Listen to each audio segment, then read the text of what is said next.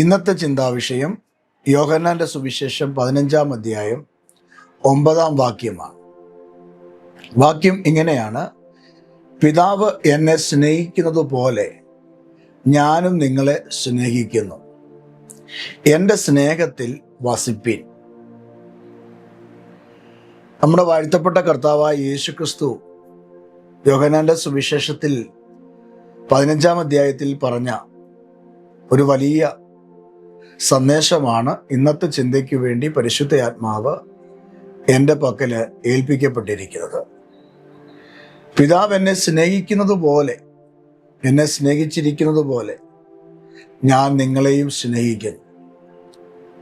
യേശു പറയുകയാണ്, ഞാൻ നിങ്ങളെ സ്നേഹിക്കുന്നു. എങ്ങനെയാണ് സ്നേഹിക്കുന്നത്? പിതാവ് എന്നെ സ്നേഹിച്ചതുപോലെ, അല്ലെങ്കിൽ സ്നേഹിക്കുന്നത് പോലെ. അപ്പൊ പിതാവാം ദൈവം പുത്രനായ ക്രിസ്തുവിനെ എങ്ങനെ സ്നേഹിച്ചോ അതേപോലെ പുത്രനായ ക്രിസ്തു നമ്മളെ ഓരോരുത്തരെയും സ്നേഹിക്കുന്നു.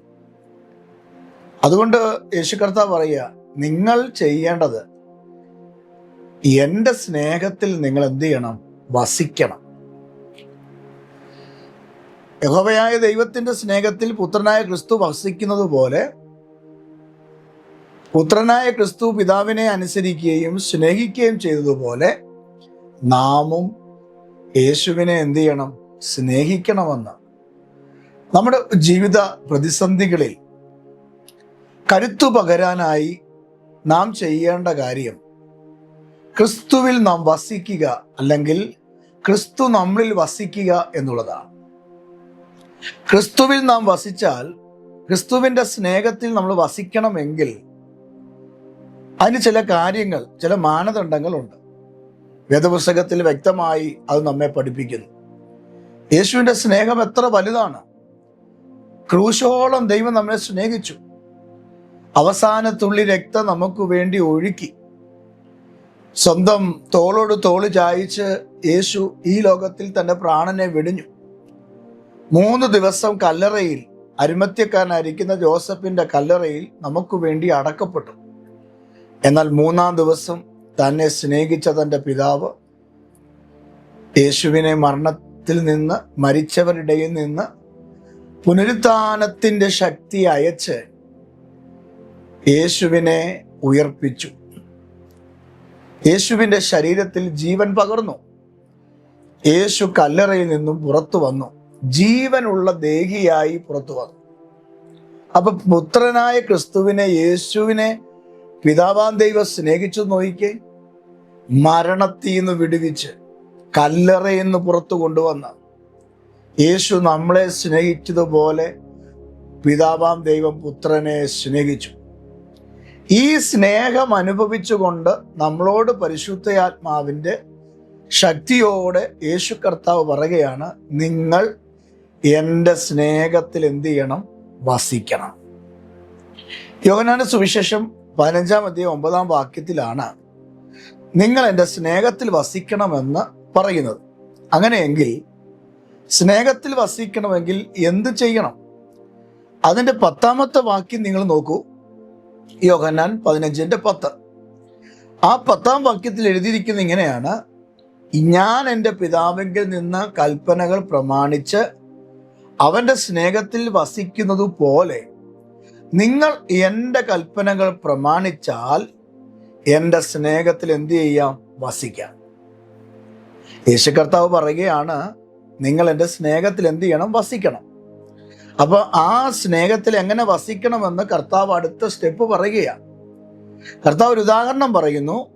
എൻ്റെ പിതാവിൻ്റെ കൽപ്പന ഞാൻ അനുസരിക്കുന്നത് പോലെ നിങ്ങൾ എൻ്റെ കൽപ്പനകൾ അനുസരിച്ചാൽ, അത്രേ ഉള്ളൂ. യേശു നമ്മളെ പഠിപ്പിച്ച കൽപ്പനകൾ, യേശു നമ്മെ പഠിപ്പിച്ച വ്യവസ്ഥകൾ നമ്മൾ അംഗീകരിക്കുകയും പഠിക്കുകയും ചെയ്താൽ, അത് അംഗീകരിക്കുകയും ചെയ്താൽ യേശുവിൻ്റെ സ്നേഹത്തിൽ നമുക്ക് വസിക്കാൻ കഴിയും. അപ്പൊ യേശുവിൻ്റെ കൽപ്പനകൾ അനുസരിക്കാത്ത, യേശു നമ്മളെ പഠിപ്പിച്ചിട്ടുള്ളതായ ആ കർമ്മങ്ങൾ, മാനദണ്ഡങ്ങൾ നമ്മൾ ഉപയോഗിക്കാതെ യേശുവിന് ബദലായി നമ്മൾ ജീവിച്ചാൽ, യേശുവിൻ്റെ കൽപ്പനകൾക്ക് വിപരീതമായി നമ്മുടെ ജീവിതം കൊണ്ടുപോയാൽ ഒരിക്കലും യേശുവിൻ്റെ സ്നേഹത്തിൽ നമുക്ക് വസിക്കാൻ കഴിയില്ല. യേശുവിൻ്റെ സ്നേഹം ദീർഘമായി ക്ഷമിക്കുന്നതാണ്. യേശുവിൻ്റെ സ്നേഹം ശത്രുക്കളെ സ്നേഹിക്കുന്നതാണ്. ദീർഘമായി ക്ഷമിക്കുന്നതിനും സ്നേഹിക്കുന്നതിനും ഉദാഹരണമാണ് യേശുവിനെ വിട്ടിട്ട് പോയ പത്രോസിനെ ആ കടൽപ്പുറത്ത് യേശു ചെന്നിട്ട് ഇവയിലധികമായി നീ എന്നെ സ്നേഹിക്കുന്നോ എന്ന് ചോദിച്ച് പത്രോസിന്റെ മറുപടി ക്ലിയർ അല്ലാത്തത് കൊണ്ട് 3 വട്ടം തന്നോട് ഇവയിലധികമായി എന്നെ സ്നേഹിക്കുന്നു എന്ന് ചോദിച്ച് പത്രോസിന്റെ സ്നേഹത്തെ പിടിച്ചു പറ്റിയ ആ യേശുവിന്റെ സ്നേഹം നിങ്ങൾ മനസ്സിലാക്കിക്കേ. അടുത്ത ദിവസം കോഴി കൂന്നതിന് മുമ്പ് നീ എന്നെ തള്ളിപ്പറയും എന്ന് പറഞ്ഞ പത്രോസിന്റെ ജീവിതത്തിൽ യേശു പറഞ്ഞത് തന്നെ സംഭവിച്ച് കോഴി കൂന്നതിന് മുമ്പ് 3 വട്ടം യേശു പത്രോസിനെ അറിയുന്നില്ല, ഞാൻ അവൻ്റെ കൂട്ടത്തിലുള്ള ആളല്ല എന്ന് പറഞ്ഞുകൊണ്ട് യേശുവിനെ തള്ളിപ്പറയുക മാത്രമല്ല, യേശുവിനെ വിട്ടിട്ട് പഴയ പടകും പഴയ വലയും എടുത്തുകൊണ്ട് പഴയ ജോലിക്ക് വേണ്ടി പോയി പിന്മാറിപ്പോയ പത്രോസിന്റെ അടുക്കൽ സ്നേഹനിധിയായ ക്രിസ്തു സ്നേഹത്തോടെ ചെന്ന് ദീർഘക്ഷമ കാണിച്ച് ആ സ്നേഹത്തിൽ അവനെ കൂട്ടിച്ചേർത്തത് സുവിശേഷത്തിൽ നമുക്ക് കാണാൻ കഴിയും. അപ്പോൾ തന്നെ യേശുവിൻ്റെ സ്നേഹത്തിൻ്റെ മറ്റൊരു പ്രതീകമാണ് തന്നെ ഒറ്റിക്കൊടുക്കുവാനായി പടയാളികളുമായി അരണ്ട വെളിച്ചത്തിൽ, ആ തീപ്പെട്ടി പന്തത്തിൻ്റെ തെളിച്ചത്തിൽ ചങ്ങലയുമായി വന്ന യൂദാസ് തന്നെ ഒറ്റിക്കൊടുക്കുമ്പോൾ പടയാളികളോട് പറയുകയാണ്, പുരോഹിതന്മാരോട് പറയുകയാണ്, ഞാൻ ആരെ ചുംബിക്കുന്നു അവനാണ് ക്രിസ്തു എന്ന് പറഞ്ഞ് യേശുവിനെ ചുംബിക്കാൻ വന്നപ്പോൾ, കുഞ്ഞേ, ഒരു ചുംബനം കൊണ്ട് മനുഷ്യപുത്രനെ നീ കാണിച്ചു കൊടുക്കുന്നുവോ എന്ന് വിളിച്ച വിളിയുണ്ടല്ലോ, കുഞ്ഞേ എന്ന് വിളിച്ച വിളി, ആ വിളിയിൽ യേശുവിൻ്റെ സ്നേഹം കിടപ്പുണ്ട്. അപ്പൊ യേശുവിൻ്റെ സ്നേഹത്തിന്റെ പ്രത്യേകത, തള്ളിപ്പറഞ്ഞവനെയും യേശു സ്നേഹിച്ചു, ഒറ്റിക്കൊടുത്തവനെ യേശു സ്നേഹിച്ചു. Praise the Lord. അപ്പൊ യേശു സ്നേഹത്തിന്റെ വിഷയത്തിൽ ആരോടും മുഖപക്ഷം കാണിച്ചിട്ടില്ല. ഇന്നും യേശു മുഖപക്ഷം കാണിക്കുന്ന ഒരാളല്ല. ഇന്നും യേശു നമ്മളെ സ്നേഹിക്കുന്നു. അതുകൊണ്ട് യേശു പറയുകയാണ്, എൻ്റെ പിതാവിൻ്റെ കൽപ്പന ഞാൻ അനുസരിച്ചതുപോലെ നിങ്ങളും എൻ്റെ കൽപ്പന അനുസരിക്കുന്നെങ്കിൽ നോക്ക്, നിങ്ങൾ എൻ്റെ കൽപ്പനകൾ അനുസരിച്ചാൽ എൻ്റെ സ്നേഹത്തിൽ വസിക്കാം. അപ്പൊ ക്രിസ്തു ജീവിതത്തിൽ വരുമ്പോൾ, പ്രതിസന്ധികൾ വലുതും നമ്മുടെ മുമ്പിൽ കടന്നു വരുമ്പോൾ കരുത്തു പകരണമെങ്കിൽ ക്രിസ്തുവിൻ്റെ സ്നേഹം നമുക്കുണ്ടായിരിക്കണം. ജീവിതത്തിൽ പ്രതീക്ഷിക്കാത്ത വേദനകളും കഷ്ടതകളും കണ്ണുനീരുകളും രോഗങ്ങളും ദുഃഖങ്ങളും നമ്മളെ അലട്ടിയെന്ന് വരാം.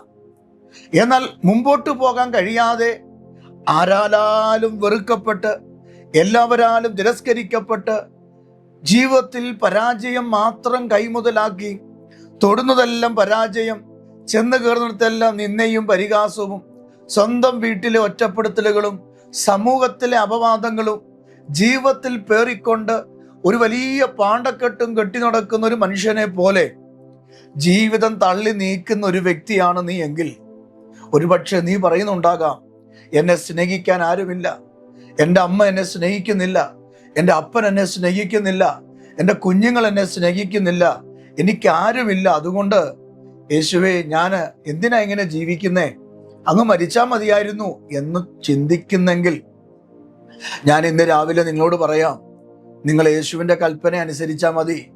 യേശുവിന് വേണ്ടി നിങ്ങളുടെ ജീവിതം സമർപ്പിച്ചാൽ മതി. മാനസാന്തരപ്പെട്ട് നിങ്ങളുടെ പാപങ്ങൾ യേശുവിൻ്റെ മുമ്പിൽ ഏറ്റു പറഞ്ഞാൽ മതി. യേശുവിൻ്റെ സ്നേഹത്തിൽ നിങ്ങൾക്ക് വസിക്കാൻ കഴിയും.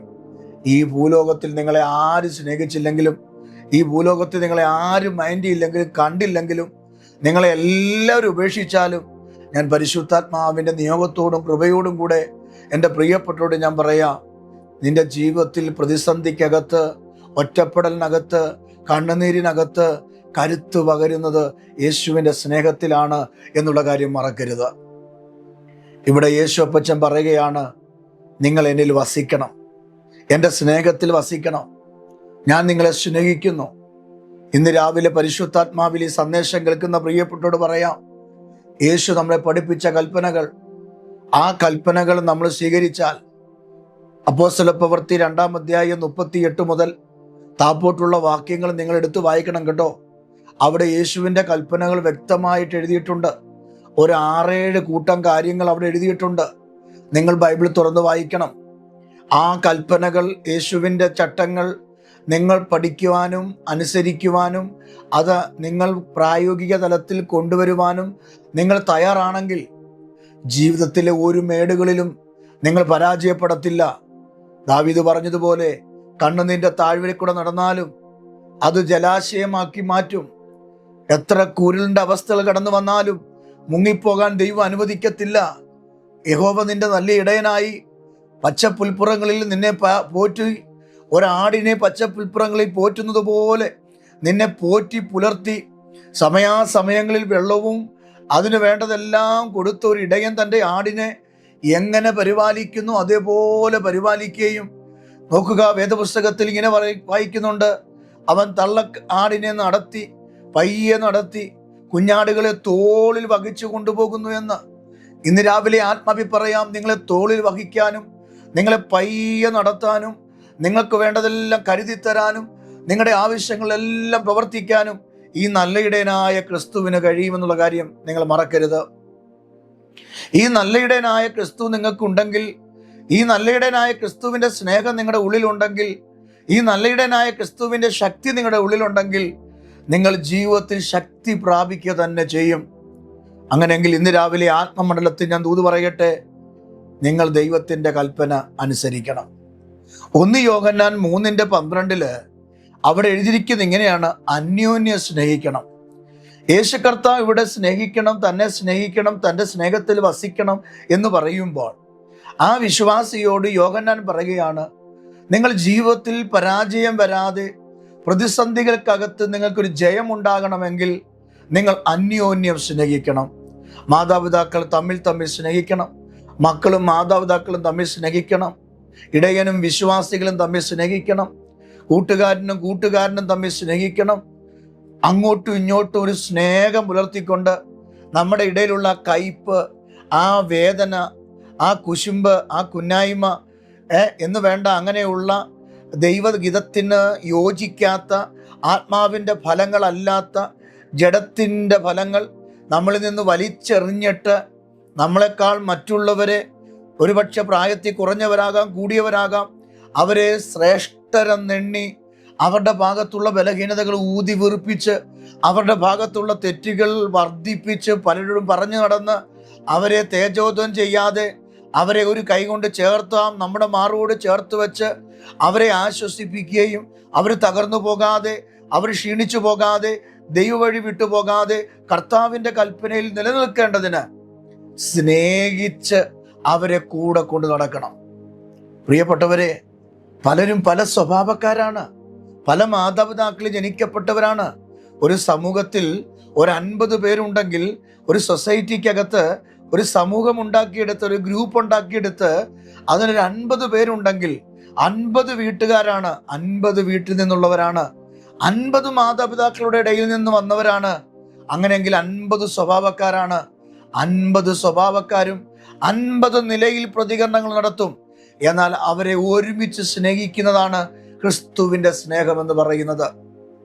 ക്രിസ്തുവിൻ്റെ സ്നേഹത്തിൽ അന്യോന്യം നമ്മൾ സ്നേഹിക്കാൻ തയ്യാറാകുന്നുവെങ്കിൽ മറ്റുള്ളവരെ അവരുടെ കഷ്ടതയിലും അവരുടെ തകർച്ചയിലും അവരുടെ വഴിവിട്ട ജീവിതത്തിലും അവരെ ചേർത്ത് വെച്ച് സ്നേഹിക്കാൻ തയ്യാറാണെങ്കിൽ അവരെ ആ വലിയ ആ ഡേഞ്ചർ സോണിൽ നിന്ന്, അവരെ ക്രിസ്തു എന്ന സ്നേഹത്തിൽ നിന്ന് കൂടെ അവരെ തിരിച്ച് നമുക്ക് നല്ലൊരു ജീവിതത്തിലേക്ക് കൊണ്ടുവരുവാൻ കഴിയും. അതുകൊണ്ട് യോഹന്നാൻ അപ്പോസ്തലൻ 1 യോഹന്നാൻ 3:12 പറയുകയാണ്, നമ്മൾ അന്യോന്യം എന്ത് ചെയ്യണം? സ്നേഹിക്കണം.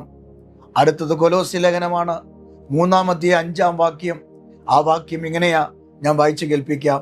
ആകയാൽ ദുർനടപ്പ്, അശുദ്ധി, അതിരാമം, ദുർമോഹം, വിഗ്രഹാരാധനയായ അത്യാഗ്രഹം, ഇങ്ങനെ ഭൂമിയിലുള്ള നിങ്ങളുടെ അവയവങ്ങളെ മരിപ്പിപ്പി. നോക്ക്, മരിപ്പിക്കണം. ഈ അവയവങ്ങളെ നമ്മൾ മരിപ്പിച്ച് ക്രിസ്തുവിൻ്റെ സ്നേഹത്തെ നമ്മൾ വീണ്ടെടുക്കണം. ഈ വക നിമിത്തം ദൈവകോപം അനുസരണം കെട്ടവരുടെ മേൽ വരുന്നുവല്ലോ.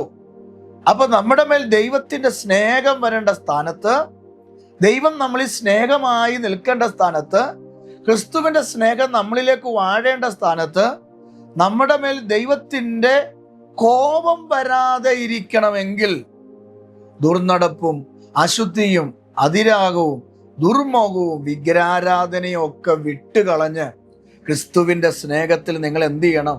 വർദ്ധിച്ച് വരണം. അതിന്റെ 15-ാമത്തെ വാക്യത്തിൽ വായിക്കുന്നത് ഇങ്ങനെയാണ്: അങ്ങനെ നിങ്ങൾ ദൈവകോപത്തിന് വിധേയപ്പെടാതെ നിങ്ങൾ വിട്ടുകളയേണ്ട കാര്യങ്ങളെ വിട്ടുകളഞ്ഞ് നിങ്ങൾ ജീവിച്ചാൽ ക്രിസ്തുവിന്റെ സമാധാനം നിങ്ങളുടെ ഹൃദയങ്ങളിൽ വാഴട്ടെ. കണ്ടോ, എവിടെയാണ് ക്രിസ്തുവിന്റെ സമാധാനം വാഴേണ്ടേ? നമ്മുടെ ഹൃദയങ്ങളിലാണ് വാഴേണ്ടേ. നമ്മുടെ ഹൃദയങ്ങളിൽ ക്രിസ്തുവിന്റെ സമാധാനം ഉണ്ടെങ്കിൽ പെട്ടെന്ന് നമ്മൾ വയലന്റ് ആകത്തില്ല. നമ്മുടെ ഓപ്പോസിറ്റ് നിൽക്കുന്ന ഒരു വ്യക്തി വയലന്റ് ആയാലും നമ്മൾ അവിടെ ഒന്ന് കീപ്പ് ചെയ്യാൻ നമുക്ക് കഴിയും. പക്ഷെ നമ്മുടെ ജഡത്തിന് കഴിയത്തില്ല. ജഡം ചാടി കയറി ബഹളം ഉണ്ടാക്കും, ജഡം ചാടി കയറി കോപിക്കും, ആ വഴിയെ പോകുന്നതോട് നമ്മൾ കയറി ചൂടാകും. എന്താ കാര്യം? ഈ ജഡം തിളയ്ക്കുകയാ. പക്ഷേ ദൈവകോപത്തിനിരയാകുന്ന ഈ വക കാര്യങ്ങൾ വിട്ടിട്ട് നിങ്ങൾ ദൈവത്തിന്റെ സ്നേഹത്തിനകത്ത് വരാൻ റെഡിയായാൽ ക്രിസ്തുവിന്റെ സമാധാനം നിങ്ങളുടെ ഉള്ളിൽ എന്ത് ചെയ്യും? വാഴും. ക്രിസ്തു സമാധാനം ഉള്ളിൽ വാഴുന്നവരെ കണ്ടിട്ടില്ലേ? വളരെ സൗമ്യതയോടുകൂടെ, എത്ര വലിയ പ്രശ്നമാണെങ്കിലും അത് സൗമ്യതയോടുകൂടെ കൈകാര്യം ചെയ്യുന്ന ആളുകളെ കണ്ടിട്ടില്ലേ? എന്തുകൊണ്ടാണ്? ക്രിസ്തുവിന്റെ സമാധാനം അവരുടെ ഉള്ളിലുള്ളത് കൊണ്ടാണ്. അതുകൊണ്ട് വേദപുസ്തകത്തിൽ പറയുകയാണ്, ഇതിനായിട്ടാണ് നമ്മളെ ഏക ശരീരമായി വിളിച്ചിരിക്കുന്നത്. നിങ്ങൾ നോക്കൂ, കൊലോസ്യ ലേഖനം 3-ാം അധ്യായം 15-ാമത്തെ വാക്യത്തിൽ വായിക്കുകയാണ്, ക്രിസ്തുവിന്റെ സമാധാനം നമ്മുടെ ഉള്ളിൽ വാഴും. നമ്മുടെ ഉള്ളിൽ ക്രിസ്തുവിന്റെ സമാധാനം വന്നാൽ ക്രിസ്തുവിന്റെ സ്നേഹം നമ്മളിൽ ഓട്ടോമാറ്റിക് പ്രതിബിംബിക്കും. എന്നിട്ട് പൗലോസ് പറയുകയാണ്, ഇതിനായിട്ടല്ലോ നമ്മെ ഏക ശരീരമായി വിളിച്ചിരിക്കുന്നത്. ഇവിടെ കൊലോസ്യയിലുള്ള സഭയോട് പറയുകയാണ്, നമ്മൾ ഏക ശരീരസ്ഥരാണ്. ക്രിസ്തുവിൽ നമ്മൾ ഒന്നാണ്. നമ്മൾ നമ്മുടെ കമ്മ്യൂണിറ്റിക്കകത്ത് ഞാൻ മുമ്പേ ഓർപ്പിച്ചതുപോലെ വിവിധ സ്വഭാവക്കാർ കാണും, വിവിധ കളറുള്ളവർ കാണും, വിവിധ ലാംഗ്വേജ് ഉള്ളവർ കാണും, വിവിധ ഭാഷ അല്ലെങ്കിൽ രാജ്യക്കാർ കാണും, അല്ലെങ്കിൽ വിവിധ രീതിയിലുള്ള നേച്ചർ ഉള്ളവർ കാണും. പക്ഷേ പൗലോസ് പറയുകയാ, കൊലോസ്യ സഭയോട് പറഞ്ഞതുപോലെ ഇന്ന് രാവിലെ നമ്മളോടും പറയുകയാ, നമ്മളെ കർത്താവ് വിളിച്ചിരിക്കുന്നത് ഏക ശരീരമായിട്ടാണ്. എഫേസ്യ ലേഖനം പഠിക്കുമ്പോൾ അവിടെ വ്യക്തമായിട്ട് പറയുന്നുണ്ട്, ക്രിസ്തു എന്ന തലയോളം. അപ്പൊ തല ആരാണ്? ക്രിസ്തുവാണ്. തല മാത്രം പോരായല്ലോ, ഉടല് വേണ്ടേ? ഉടൽ ആരാണ്? ഞാനാണ്, നിങ്ങളാണ്. സഭയാണ് ഉടൽ. സഭയുടെ ഉടലാകുന്ന സഭയുടെ തലയാണ് ക്രിസ്തു. അപ്പൊ ക്രിസ്തുവിന്റെ താഴെയാണ് ഉടലുകൾ.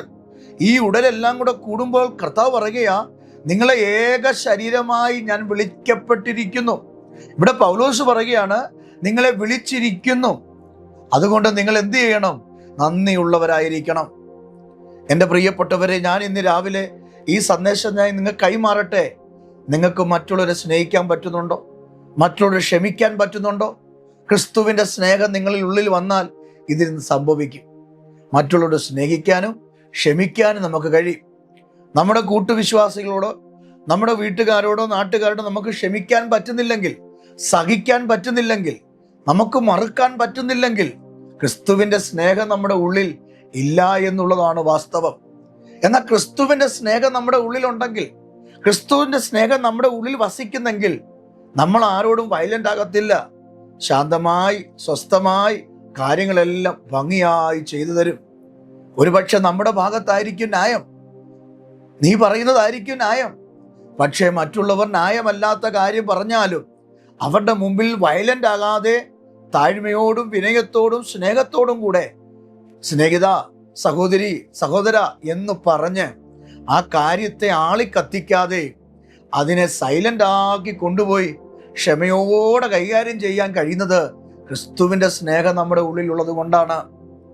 എൻ്റെ പ്രിയപ്പെട്ട സഹോദരനോട് ഞാൻ ഇങ്ങനെ പറഞ്ഞ് ഞാൻ ഈ ദൂതിന്ന് പകൽക്കാലം അവസാനിപ്പിക്കട്ടെ. പ്രതിസന്ധികളിൽ കരുത്തു പകരുന്ന ശക്തി ഇങ്ങനെ നിങ്ങൾ സ്വീകരിക്കണം. ഏത് പ്രതിസന്ധിക്കകത്തും കരുത്തു പകരാൻ എന്തു ചെയ്യണം? ക്രിസ്തുവിൻ്റെ സ്നേഹം നമ്മുടെ ഉള്ളിൽ വേണം. അതാ ഞാൻ പറഞ്ഞത്, ഇതൊരു കരുത്താണ്. ഇതൊരു ശക്തിയാണ്, ഇതൊരു മഹത്വമാണ്, ഇതൊരു കൃപയാണ്. നമുക്ക് ക്ഷമിക്കാനും സഹിക്കാനും ഉള്ള കഴിവ് ലഭിക്കുക എന്നുള്ളത്. അങ്ങനെയെങ്കിൽ ഇന്ന് രാവിലെ എൻ്റെ പ്രിയപ്പെട്ട പ്രേക്ഷകരോട് ഞാൻ പറയാം, ജീവിതത്തിൽ ഒത്തിരി പ്രയാസങ്ങൾ, പ്രതിസന്ധികൾ നേരിടുന്നവരായിരിക്കും നിങ്ങൾ. ഒരുപക്ഷെ നിങ്ങളുടെ മൂക്കിൻ്റെ അറ്റത്തായിരിക്കും ദേഷ്യം. ആമേൻ. മറ്റുള്ളവരോട് സഹിക്കാനും പൊറുക്കാനും പറ്റാത്ത ഒരു മനോഭാവം എനിക്കും നിനക്കും വന്നെന്ന് വരാം. പക്ഷെ ക്രിസ്തുവിൻ്റെ സ്നേഹം ഉള്ളിൽ വന്നാൽ, പത്രോസിനോട് യേശു ക്ഷമിച്ചതുപോലെ, യൂദാസിനോട് കുഞ്ഞെ എന്ന് വിളിച്ചതുപോലെ, യേശുവിനെ ഒറ്റിക്കൊടുക്കാൻ വന്നതായ ജനത്തോട് അവനെ ക്രൂശിക്ക, കൊന്നുകളയുക എന്ന് ആർത്തു വിളിച്ച ജനത്തോട് അവരെ പ്രതികരിക്കാതെ, അവരോട് വിരോധമായി ചെയ്യാതെ, പിതാവേ ഇവർ ചെയ്യുന്നത് എന്തെന്നറിയാകയാൽ ഇവരോട് ക്ഷമിക്കണമേ എന്ന് പറഞ്ഞ് ക്രൂശിൽ കിടന്ന് പ്രാർത്ഥിച്ച യേശുവിൻ്റെ ആ കരുത്ത്, ആ സ്നേഹം, ആ ക്ഷമ നമ്മുടെ ഉള്ളിലും വരാൻ നമ്മൾ ദൈവത്തോട് പ്രാർത്ഥിക്കണം. എൻ്റെ പ്രിയപ്പെട്ടവരെ, ജീവിതം ഒന്നേ ഉള്ളൂ. അത് നശിപ്പിക്കരുത്, അത് പാഴാക്കരുത്. ദൈവകൃപ നാം സ്വീകരിക്കണം. നാം ഒരു ദൈവവൈതലാണെങ്കിൽ ക്ഷമിക്കാൻ നമ്മൾ തയ്യാറാകണം. നാം ഒരു ദൈവവൈതലാണെങ്കിൽ പൊറുക്കാൻ നമ്മൾ തയ്യാറാകണം. നാം ഒരു ദൈവവൈതലാണെങ്കിൽ ആ സ്നേഹം നമ്മുടെ ഉള്ളിലേക്ക് വരാൻ നമ്മൾ തയ്യാറാകണം. അങ്ങനെ നമ്മൾ ദൈവത്തിൻ്റെ സന്നിധിയിൽ വിനയപ്പെട്ട് മറ്റുള്ളവരുടെ മുമ്പിൽ മാതൃകപരമായി മറ്റാരെയും കൊണ്ടും ആവശ്യമില്ലാത്തതൊക്കെ പറയിപ്പിക്കാതെ ദൈവകൃപ പ്രാപിച്ച് നിങ്ങൾ ജീവിക്കാൻ തയ്യാറാണെങ്കിൽ, ഏത് പ്രതികൂല കാറ്റ് നിനക്ക് നേരെ ആഞ്ഞടിച്ചാലും, ഏത് പ്രതിസന്ധികൾ നിങ്ങൾക്ക് നേരെ വെല്ലുവിളിയായി വന്നാലും, നിങ്ങളെ നശിപ്പിക്കും, ഓടിക്കും, തകർക്കും, മുടിപ്പിച്ചു കളയും എന്നൊക്കെ പറഞ്ഞ് നിങ്ങൾക്കെതിരെ വെല്ലുവിളിച്ചു വന്നാലും, യേശുവിനെ പോലെ പിതാവേ ഇവർ പറയുന്നത് ഇവർക്ക് അറിയുന്നില്ല എന്ന് പറഞ്ഞ് ദൈവസന്നിധി മുട്ടുമടക്കി ആ വ്യക്തിക്ക് വേണ്ടി പ്രാർത്ഥിച്ചു നോക്കിക്കേ. നിനക്ക് ജയം ദൈവം തരും. ശത്രുവിനെ ദൈവം പരാജയപ്പെടുത്തും. ശത്രുവിനെ നിന്റെ മുമ്പിൽ പരാജയപ്പെടുത്തും. പകരം നീ ശത്രുവിൻ്റെ മുമ്പിൽ അവരെ പോലെ നിങ്ങളും പ്രതികരിക്കുകയും വഴക്കുണ്ടാക്കുകയും അസൂയ കാണിക്കുകയും വാഗ്വാദങ്ങൾ ഉണ്ടാകുകയും ദേഷ്യപ്പെടുകയൊക്കെ ചെയ്താൽ അവരുടെ മുമ്പിൽ നിനക്ക് വിജയമുണ്ടാകില്ല. അവരെ പോലെ നീയും തകരും. എന്നാൽ നീ അവരെ പോലെ ആകാതെ വ്യത്യസ്തമായ നിലയിൽ ക്ഷമിക്കാനും സഹിക്കാനും നീ തയ്യാറാകണമെങ്കിൽ യേശുവിനുള്ള സമാധാനം നിന്റെ ഉള്ളിൽ വാഴണം. യേശുവിനുള്ള സമാധാനം നിന്റെ ഉള്ളിൽ വാഴുമ്പോൾ നീ ഒരു പുതിയ സൃഷ്ടിയാകുന്നു. പുതിയ സൃഷ്ടിയാകുമ്പോൾ പഴയത് കഴിഞ്ഞു പോകുന്നു. ഗലാത്യലേഖനം 2-ാം അധ്യായം അതിന് 20-ാമത്തെ വാക്യത്തിൽ വായിക്കുന്നു, ക്രിസ്തുവിനോട് കൂടി നാം ക്രൂശിക്കപ്പെടുന്നു. ക്രിസ്തുവിനോട് കൂടെ നാം ക്രൂശിക്കപ്പെടണം. ക്രിസ്തുവിനോട് കൂടെ ക്രൂശിക്കപ്പെട്ടാൽ ഇനി ഉയർത്തെഴുന്നേൽക്കുന്ന ക്രിസ്തുവിനോട് കൂടെയാണ്. ക്രിസ്തുവിനോട് കൂടെ ഉയർത്തെഴുന്നേറ്റാൽ ഇനി നമ്മൾ പഴയ വ്യക്തിയല്ല, പുതിയ വ്യക്തിയാണ്. ക്രിസ്തു മരിച്ചടക്കപ്പെട്ട് ആത്മാവിൽ അവൻ ഉയർത്തെഴുന്നേറ്റതുപോലെ നാമും ആത്മാവുള്ളവരായി മാറും, ദൈവകൃപയുള്ളവരായി മാറും. അതുകൊണ്ട് ക്രിസ്തുവിനോട് കൂടെ നമ്മുടെ സ്വഭാവത്തെ കുഴിച്ചിട്ടിട്ട് ക്രിസ്തുവിനോട് കൂടെ നമ്മൾ ഉയർത്തെഴുന്നേൽക്കണം. തികഞ്ഞൊരു ദൈവവേദലായി ജീവിക്കണം.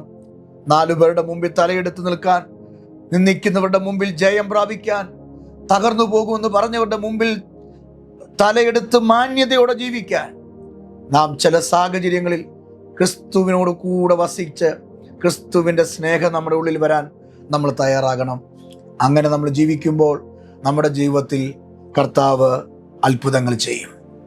എത്ര പേർക്ക് സന്തോഷമുണ്ട് ഈ ദൂതേറ്റെടുക്കാൻ? അങ്ങനെയെങ്കിൽ ഞാൻ നിങ്ങൾക്ക് വേണ്ടി പ്രാർത്ഥിക്കാം. ഈ സന്ദേശം നിങ്ങൾക്ക് ഇഷ്ടമാകുന്നെങ്കിൽ മറ്റുള്ളവർക്ക് നിങ്ങൾ ഷെയർ ചെയ്യണേ. നിങ്ങൾ ആദ്യമായിട്ടാണ് ഈ ചാനൽ കാണുന്നതെങ്കിൽ ഇത് സബ്സ്ക്രൈബ് ചെയ്ത് വെച്ചിരിക്കുക. എല്ലാ ദിവസവും 6 മണിക്ക് മറ്റു ചില മീറ്റിങ്ങുകളും പല സമയങ്ങളിൽ നിങ്ങൾക്ക് മുടങ്ങാതെ കിട്ടും. അതുകൊണ്ട് ഞാൻ ഇന്ന് പകൽക്കാലം നിങ്ങൾക്ക് വേണ്ടി പ്രാർത്ഥിക്കാം. കർത്താവാം ദൈവമേ, സ്വർഗീയ പിതാവേ, ക്രിസ്തു ഞങ്ങളുടെ ഉള്ളിൽ വസിക്കാൻ, അങ്ങയുടെ സ്നേഹം ഞങ്ങളുടെ ഉള്ളിൽ വസിക്കാൻ, ഞങ്ങളുടെ ശത്രുക്കളോട് ക്ഷമിക്കാനും അവരോട് പൊറുക്കാനും, കർത്താവ് പ്രതികാര ബുദ്ധിയോടല്ല സ്നേഹത്തോടെ, അതായത് ക്രിസ്തുവിൻ്റെ സ്നേഹത്തോടെ പത്രോസിനെ കൈകാര്യം ചെയ്ത കർത്താവ്, യൂദാസിനെ കൈകാര്യം ചെയ്ത കർത്താവ്, അങ്ങയുടെ ആത്മാവിനാൽ ഞങ്ങളെയും നടത്തണമേ. പിതാവാം ദൈവം പുത്രനെ സ്നേഹിച്ചതുപോലെ പുത്രനായ ക്രിസ്തു ഞങ്ങളെ സ്നേഹിക്കുന്നല്ലോ. കർത്താവ് പിതാവിനെ സ്നേഹിച്ചതുപോലെ ഞങ്ങളും അങ്ങയെ സ്നേഹിക്കാനുള്ള കൃപ ഞങ്ങൾക്ക് നൽകണേ. ഞങ്ങളുടെ ബലഹീനതകളെ ക്ഷമിക്കണമേ. ഞങ്ങളുടെ കുറവുകളെ കർത്താവ് ക്ഷമിക്കണേ. വാക്കില്, പ്രവൃത്തിയില്, നോട്ടത്തില്, ചിന്തയില് കർത്താവിന് ഗിതമല്ലാത്തൊക്കെ സംഭവിച്ചത് ഞങ്ങളോട് ക്ഷമിക്കണമേ. ഇന്ന് പകലിൽ പുതിയ സൃഷ്ടിയായി ക്രിസ്തുവിനോട് കൂടെ അടക്കപ്പെട്ട് ക്രിസ്തുവിനോട് കൂടെ ഉയർത്തെഴുന്നേറ്റ് ക്രിസ്തുവും ശക്തി പ്രാപിച്ചു ഞങ്ങളും ഈ ലോകത്തിൽ ദൈവകൃപയുടെ വ്യാപാരം തിരിച്ചറിഞ്ഞ് ആത്മാവിൽ പോരാടാനും പ്രാർത്ഥിക്കാനും അങ്ങ് ഞങ്ങൾക്ക് കൃപ ചെയ്യണമേ. അപ്പച്ചൻ്റെ കയ്യിൽ ഞങ്ങളെ ഏൽപ്പിക്കുന്നു. സാന്നിധ്യത്തിൽ ഞങ്ങളെ മറയ്ക്കണമേ. ആലോചന കൊണ്ട് നിറയ്ക്കണമേ. ബന്ധനങ്ങളെ അഴിക്കണമേ. പിശാചിന്റെ സകല തന്ത്രങ്ങളും കെട്ടുകളും യേശുവിൻ്റെ നാമത്തിൽ ഞങ്ങൾ ഇന്ന് മാറിപ്പോകട്ടെ കർത്താവേ. ഇന്ന് രാവിലെ സന്ദേശം കേൾക്കുന്ന ആരെങ്കിലും രോഗികളായിരിക്കുന്നെങ്കിൽ കർത്താവിനെ സൗഖ്യമാക്കണമേ. വിവിധ നിലയിൽ രോഗം അനുഭവിക്കുന്നവരുണ്ട്, വലിയ കടങ്ങൾ അനുഭവിക്കുന്നവരുണ്ട്, മക്കളെ ഓർത്ത് ഭാരപ്പെടുന്നവരുണ്ട്. വിശേഷാൽ ഞങ്ങളുടെ കുഞ്ഞുങ്ങളുടെ എക്സാം ഒക്കെ നടക്കുകയാണ്. പഠിച്ചിട്ടും തലയിൽ കയറാതെ നന്നായിട്ട് എഴുതാൻ കഴിയാതെ ഭാരപ്പെടുന്ന കുഞ്ഞുങ്ങളുണ്ട്. അവർക്ക് വേണ്ടി ഞങ്ങൾ പ്രാർത്ഥിക്കുന്നു. ഈ വർഷം നല്ല റിസൾട്ട് കർത്താവ് കൊടുക്കണം.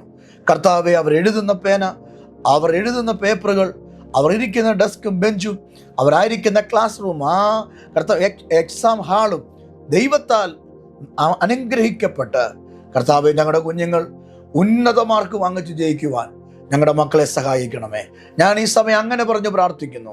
യേശുവിൻ്റെ നാമത്തിൽ കുഞ്ഞുങ്ങളുടെ കർത്താവെ, എക്സാമിന് വേണ്ടി പ്രാർത്ഥിക്കുന്ന മാതാപിതാക്കൾ കൂടെ ചേർന്ന് ഞാൻ ഇന്ന് രാവിലെ പ്രാർത്ഥിക്കുന്നു. യേശുവിൻ്റെ നാമത്തിലുള്ള കുഞ്ഞുങ്ങൾ അനുഗ്രഹിക്കപ്പെടട്ടെ. അവർക്ക് ബുദ്ധി തുറക്കട്ടെ. അവർ പഠിക്കുന്ന, അവരെ ഹാർഡ് വർക്ക് ചെയ്യുന്നത് അവർക്കത് നേട്ടമായി മാറട്ടെ കർത്താവേ. കുഞ്ഞുങ്ങളുടെ വിദ്യാഭ്യാസ മേഖലയോട്, ഓർമ്മശക്തിയോട്, ശരീരത്തോട് പോരാടുന്ന സകല ബന്ധനങ്ങളെ യേശുവിൻ നാമത്തിൽ ഞാൻ ബ്രേക്ക് ചെയ്ത് പ്രാർത്ഥിക്കുന്നു. അത്ഭുതം സംഭവിക്കട്ടെ കർത്താവേ.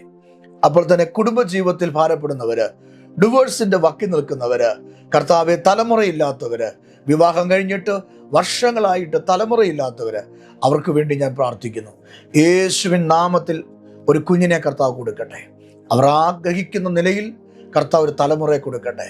വിവാഹപ്രായമായവരുണ്ട്, അവർക്ക് വേണ്ടി പ്രാർത്ഥിക്കുന്നു. ജോലിയില്ലാത്തവരുണ്ട്, അവർക്ക് വേണ്ടി പ്രാർത്ഥിക്കുന്നു. യേശുവിൻ നാമത്തിൽ ക്രിസ്തുവിൻ്റെ സ്നേഹം ഞങ്ങളിൽ വന്ന് ഞങ്ങളിൽ വാണ് കർത്താവെ, അങ്ങയോട് കൂടെ ക്രൂശിക്കപ്പെട്ട് അങ്ങയോട് കൂടെ ഞങ്ങൾ ഉയർത്തെഴുന്നേറ്റ് ക്രിസ്തുവിൻ്റെ ആത്മാവിനാൽ ഞങ്ങൾ വളരുവാൻ ഞങ്ങളിടയാക്കി തീർക്കണേ. ഞങ്ങളുടെ കോപം, മുൻകോപം, ശാഠ്യം കർത്താവെ, പെട്ടെന്ന് ഞങ്ങൾ വയലൻ്റ് ആകുന്ന, ഷുഗർ കൂടുന്ന, പ്രഷർ കൂടുന്ന അവസ്ഥകളിൽ നിന്ന് യേശുവിൻ നാമത്തിൽ ഈ ജനത്തെ ഞാൻ അനുഗ്രഹിച്ച് പ്രാർത്ഥിക്കുന്നു. കർത്താവ്, അങ്ങനെ ജയമെടുത്തതിനായി സ്തോത്രം.